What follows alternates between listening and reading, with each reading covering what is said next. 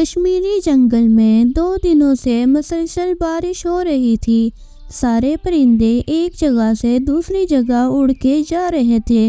انہی پرندوں میں ایک چڑیا اپنے شوہر اور 2 بچوں کے ساتھ دوسرے جنگل کی طرف جا رہی تھی۔ چڑیا نے اپنی بیٹی ٹنٹنی کو پکڑا اور اس کے شوہر نے اس کے بیٹے مانو کو پکڑا، لیکن ہوا بہت تیز چل رہی تھی اور چڑیا اپنے آپ کو سنبھال نہیں سکی اور اس کے اوپر سے اس کی بیٹی نیچے گر گئی۔ اسی دوران اس کے شوہر کے پاس سے بھی اس کا بیٹا نیچے گر گیا۔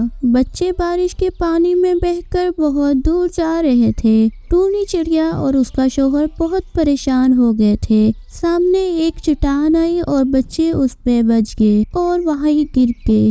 ٹونی چڑیا سمجھی کہ اس کے بچے اپنی جان سے ہاتھ دھو بیٹھے ہیں۔ او بچوں، میں نے تمہیں کھو دیا۔ تبھی چڑیا دیکھتی ہے کہ اس کے بچوں میں حرکت ہو رہی ہے۔ مما ہم بالکل ٹھیک ہیں، آپ کیوں رو رہے ہیں؟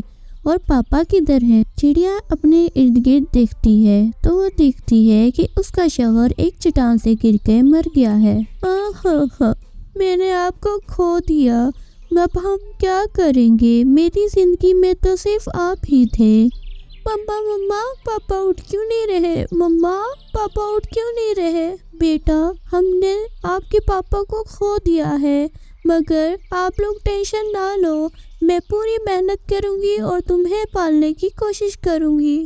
مما ہمارے پاس تو رہنے کو جگہ بھی نہیں، آپ کیسے پالیں گی ہمیں؟ بیٹا، تمہیں پالنے کے لیے میں کچھ بھی کروں گی۔ مجھے مٹھائی اور مربع بنانا آتا ہے، میں سوچ رہی ہوں کہ میں ان کی دکان پہ کام کر لوں۔ پھر چڑیا ایک کوے کی دکان پہ جاتی ہے۔ بھیا کیا تمہارے پاس کوئی کام ہے؟ مجھے مٹھائی بہت اچھی بنانی آتی ہے، اگر تم کہو تو میں بنا دیا کروں گی، تم بدلے میں میرے بیٹے اور مجھے کچھ کھانے کے لیے دے دینا۔ ٹھیک ہے، اگر تم نے اچھا کام کیا تو میں تمہیں کھانے کے لیے دے دوں گا۔ چڑیا خوش ہو جاتی ہے، لیکن اسے نہیں پتا ہوتا کہ کوا کچھ اور ہی سوچ رہا ہے۔ کوا چڑیا سے بہت محنت کرواتا، لیکن بدلے میں اسے کچھ بھی نہیں دیتا اور چڑیا سارا ٹائم اپنا اس کی دکان پہ دے دیتی۔ یہ تو بہت غلط ہو رہا ہے، میں اتنی محنت کرتی ہوں اور میرے بچے تو وقت کا کھانا بھی نہیں کھا سکتے، مجھے کچھ اور ہی سوچنا پڑے گا۔ پھر چڑیا وہاں سے اڑ کے دوسرے جنگل آ جاتی ہے اور وہ بہت سوچ رہی ہوتی ہے کہ وہ کیا کرے۔